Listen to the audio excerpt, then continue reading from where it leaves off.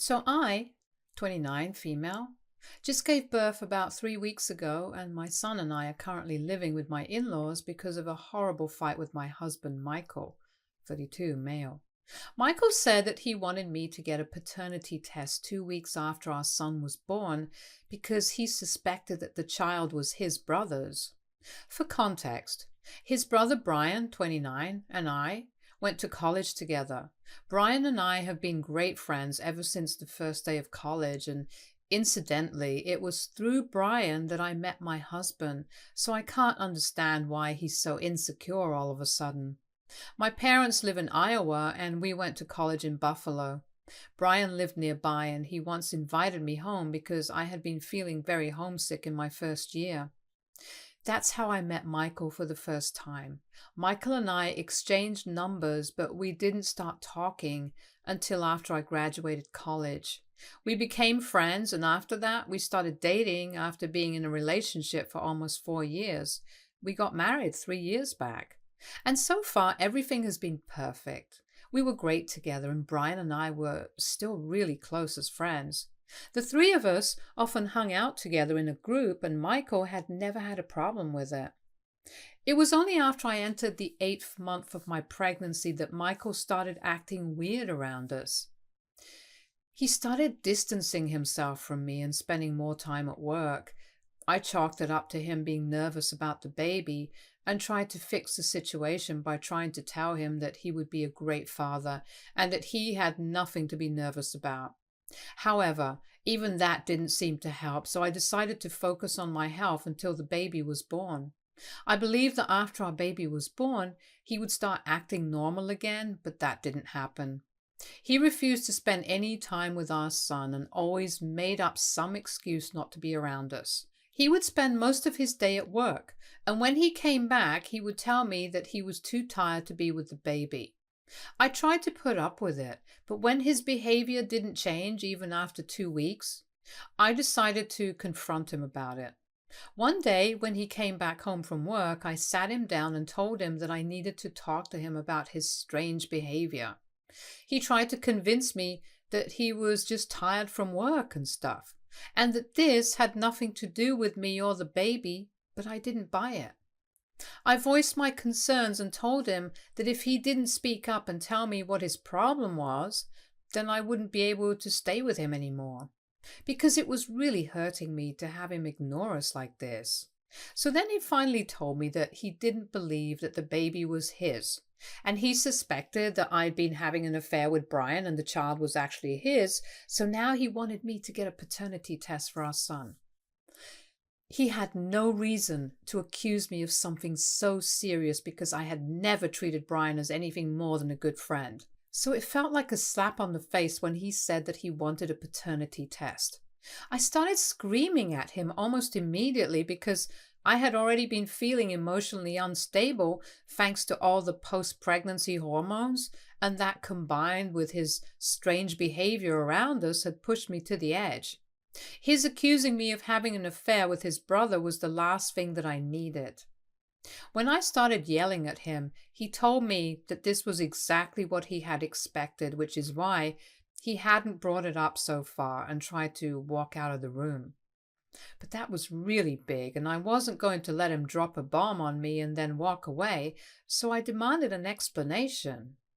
He then told me that several weeks ago, when I had invited a few of my college friends to our house for dinner, he'd overheard a conversation between Brian and another friend who had stayed with him. Apparently, the two of them had been talking about how everyone had expected me to end up with Brian because we seemed to get along so well, and Brian had just laughed it off instead of saying something to defend Michael. I didn't even understand what he wanted Brian to defend him from, because it wasn't as if saying that everyone had expected him to end up with me was an attack on Michael somehow.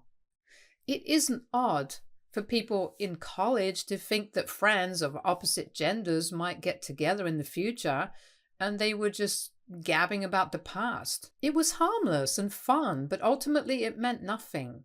Because Brian was my friend and Michael was my husband. That should have been enough for him to feel secure.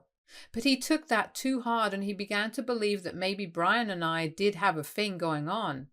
That's why he had been acting so strange ever since the day of the dinner party. He was suspecting me of having an affair with his brother and being disloyal to him over a conversation that I wasn't even a part of.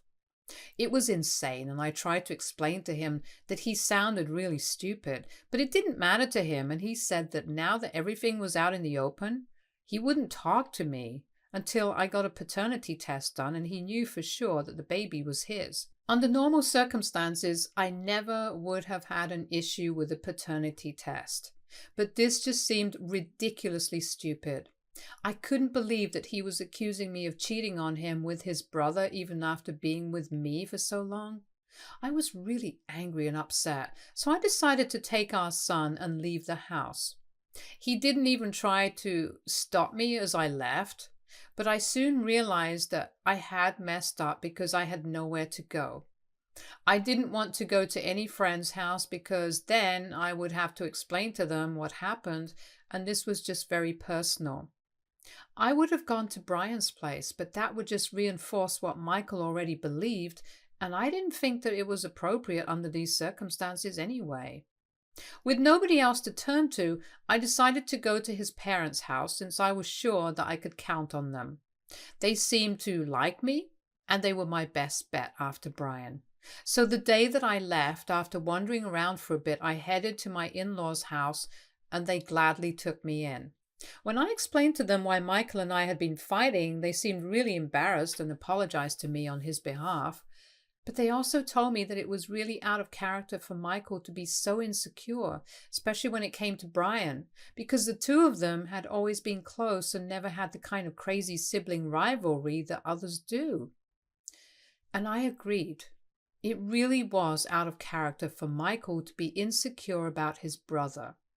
The three of us were a tight-knit group, and that's how it had always been. So this sudden change in Michael's behavior made no sense to any of us. Nonetheless, his parents told me that I was free to live with them for as long as I wanted to, and they would respect whatever decision I made regarding my relationship with their son.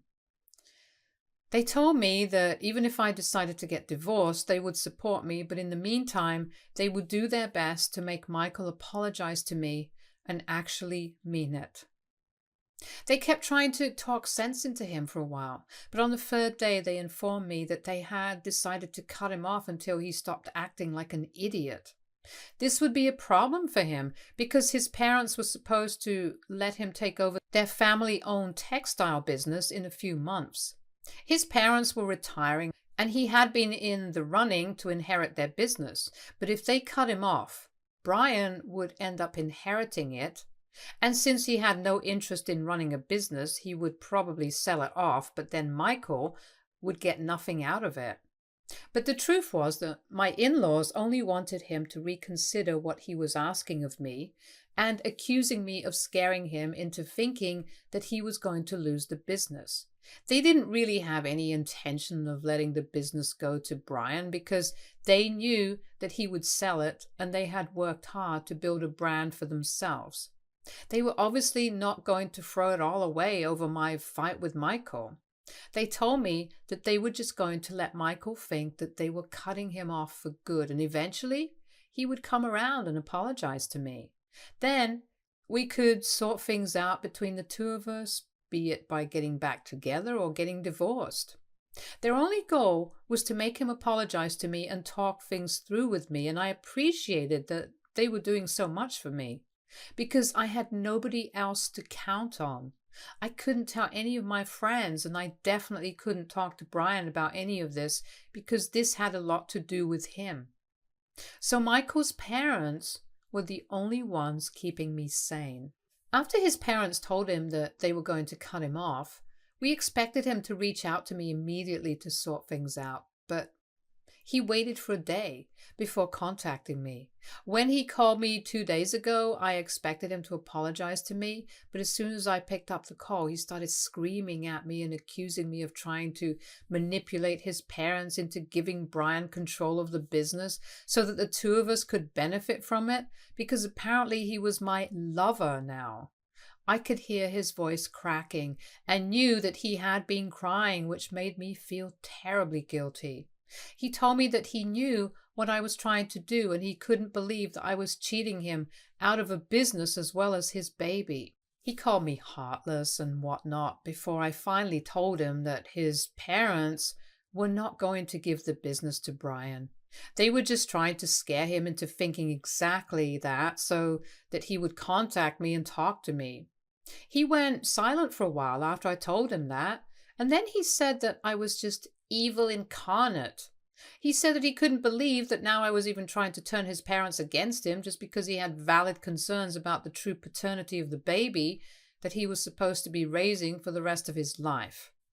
It was infuriating to hear him talk about how valid his concerns were when in reality his only concerns stemmed from a stupid conversation that he had overheard.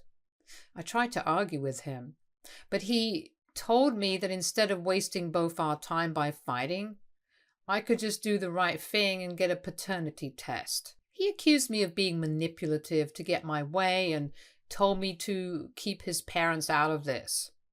I just feel helpless and have no idea what to do anymore. AITA for not wanting to get a paternity test? Update 1.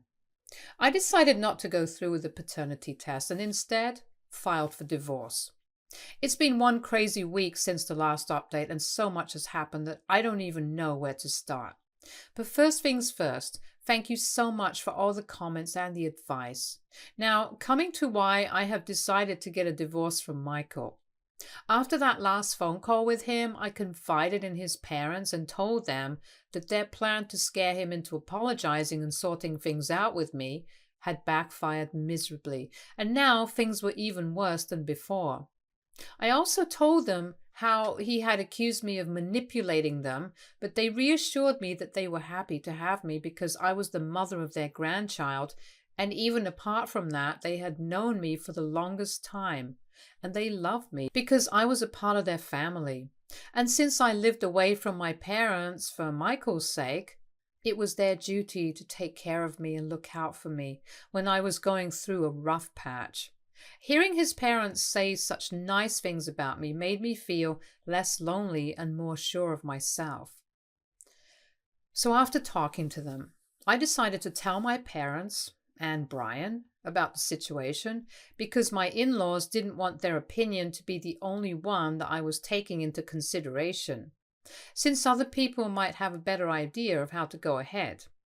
When I told my parents about what Michael had said, they told me that they would support me regardless of what decision I made.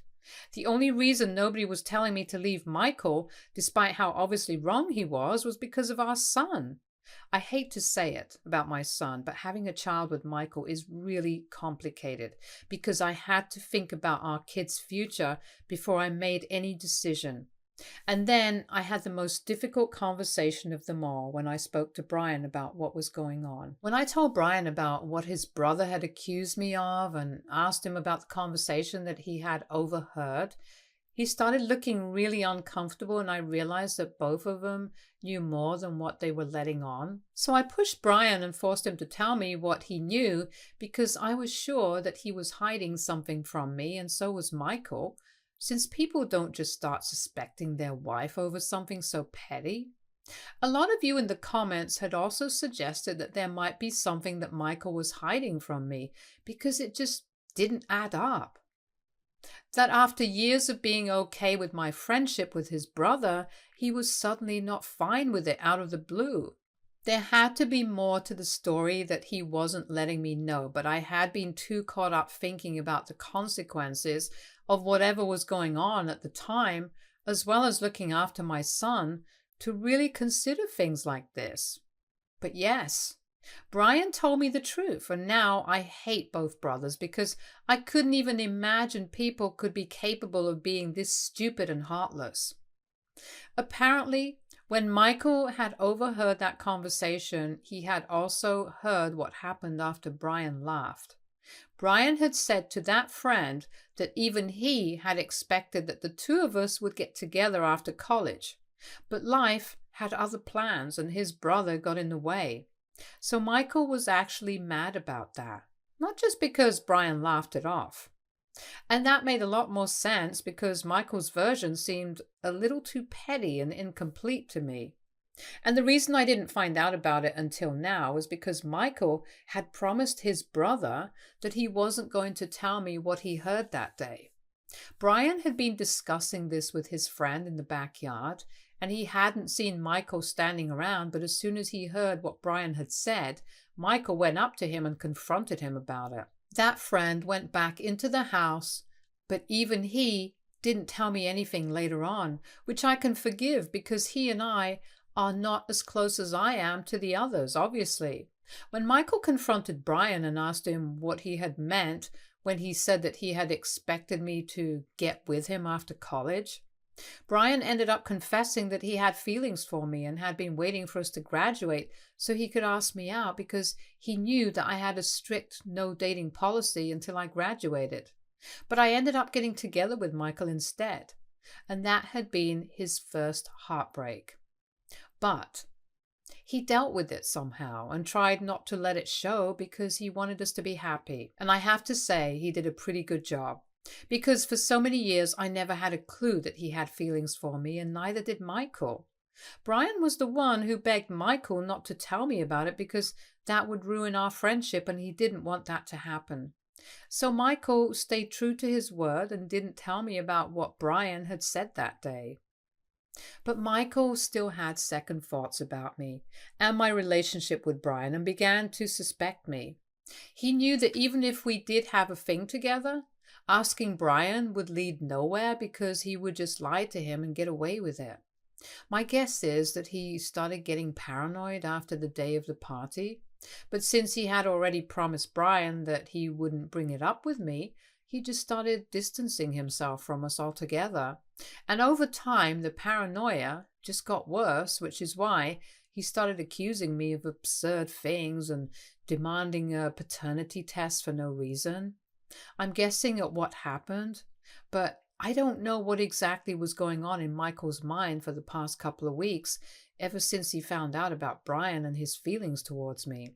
Regardless of what he was thinking, it was ridiculous of him, and I was not going to stand for it.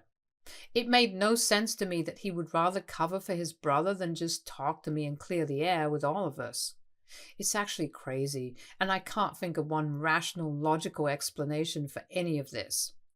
Getting a divorce was the only option that I had because it had become very clear to me that there was no going back from here.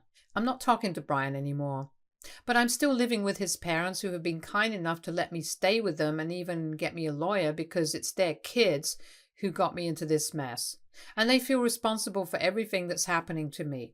They have been really supportive and helpful, and I couldn't be more thankful that I have such great in-laws. People like this are truly rare to come by. I have filed for a divorce, and soon enough Michael will be served. He and I haven't spoken since that phone call where he told me that getting a paternity test is the only way out of this. I guess he hadn't counted on me to file for divorce because I hadn't brought it up, since at the time I still believed that we could work past this. But that was stupid of me. There is no way we can work this out. He is being insane right now, and I don't think that's the kind of energy that I need around me as a new mom, still struggling to adjust to life with a baby. If he would rather cover for his brother and make me the bad guy by suspecting me of cheating on him with Brian instead of just doing the normal thing and talking about it, then I don't think he deserves to be a husband or a father. He can stick to being a good brother and a good son. I'll handle the rest, since our family doesn't mean as much to him as the one he was born into. Update 2. Hi guys, so Michael was served with the divorce papers today and he didn't see it coming. I have no clue why. He called me and asked me if I was really going to separate from him rather than just taking the easy way out and getting a paternity test done. So I told him that I knew exactly why he was upset because I had spoken to Brian and he had told me the truth. I told him that he was acting insane by covering for Brian instead of being transparent with me and telling me exactly why he was suspecting me. He replied saying that he had promised Brian that he wouldn't tell me because that would ruin our friendship. And when I asked him if keeping that promise was worth ruining our marriage, He said that it was because apparently he believed that he owed this to Brian. But he couldn't just shake off the feeling that something was going on between us. He said that he couldn't talk to Brian about it since he didn't think he'd get the truth from him because the guy had been hiding his feelings from everyone for so long. It was unlikely that he would be honest now, and neither could he talk to me since he had made a promise. So he started overthinking stuff, and that's how he ended up having a total meltdown on the day that I confronted him and demanded a paternity test to confirm if the baby was his. He said that my reaction just made him feel worse, and he started believing that I actually had been having an affair because if I didn't have anything to hide, then I would just have got the paternity test done.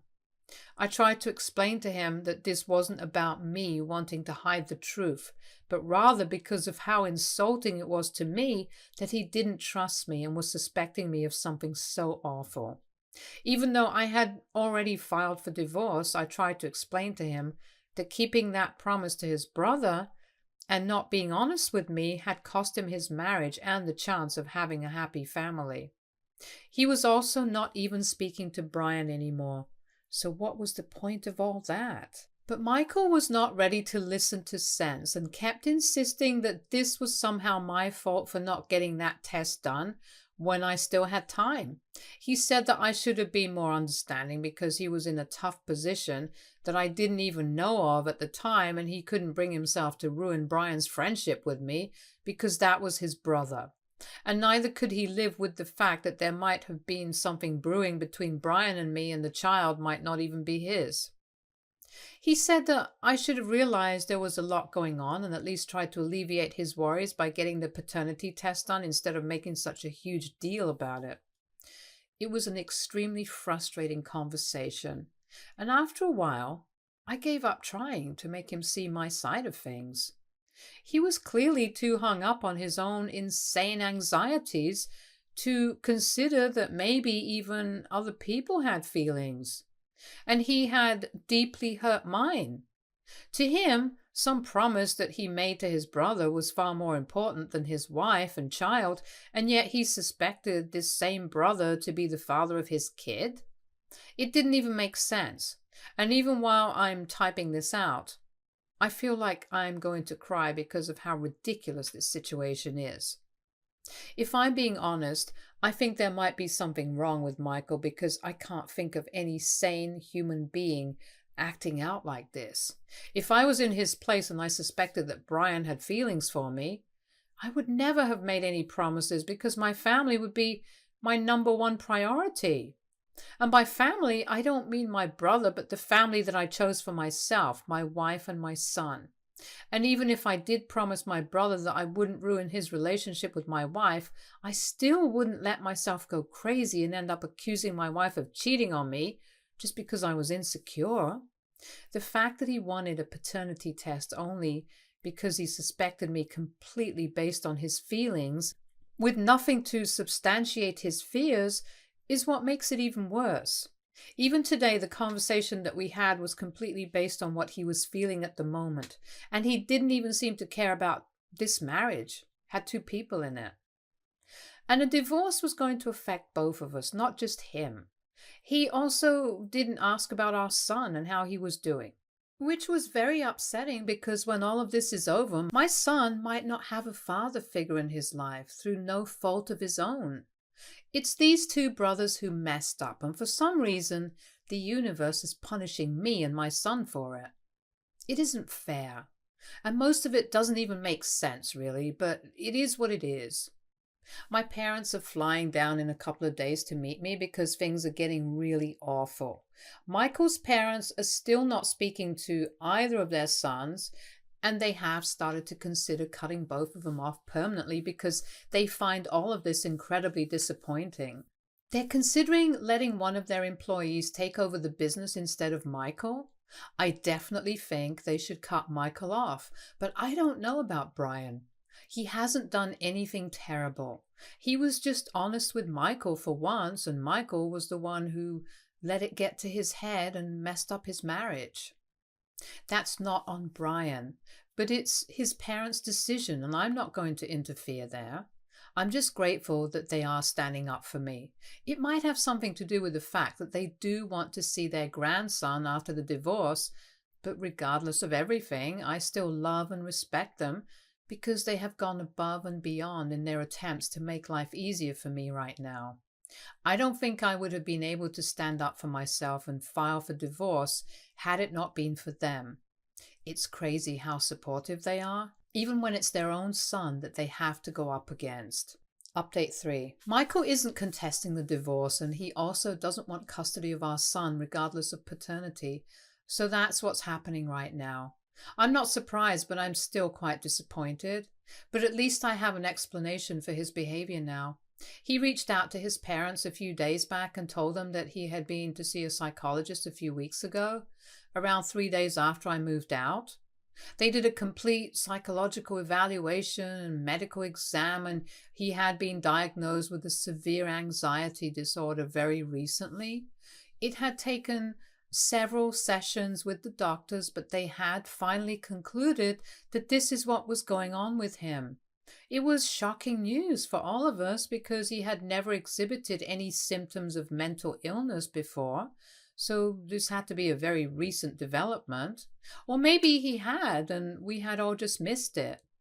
There's been a lot of revelations about Michael and Brian in the past couple of weeks, so right now I'm inclined to believe that maybe I didn't know these people as well as I thought I did. Regardless of the medical condition, I still think that I have no reason to forgive him because he hasn't apologized to me. His mental state can be an explanation for his behavior at best, but not an excuse to do whatever he pleases and say whatever he wants to. He didn't even have the courtesy to inform me himself. He told his parents, and that's how I got to know. Apparently, he has also been fired from his job for not showing up for 1 week straight after I left, and he needs money to cover rent, which is another reason why he contacted his parents. I thought he might be lying about the anxiety disorder, but he had all the legitimate medical documents to prove it, so I guess it's real and this is happening. In a way, I think it's for the best. If he doesn't get to be with me or see his son for a while, not until he's better at least. The divorce proceedings are about to begin in a couple of days. My parents are already here and we're all living together in my in-laws' house, who have been gracious enough to open their home, even to my parents. I just pray that everything falls into place soon, and that I can regain some sense of normalcy in my life now. Stay tuned for more stories from our girl relationships.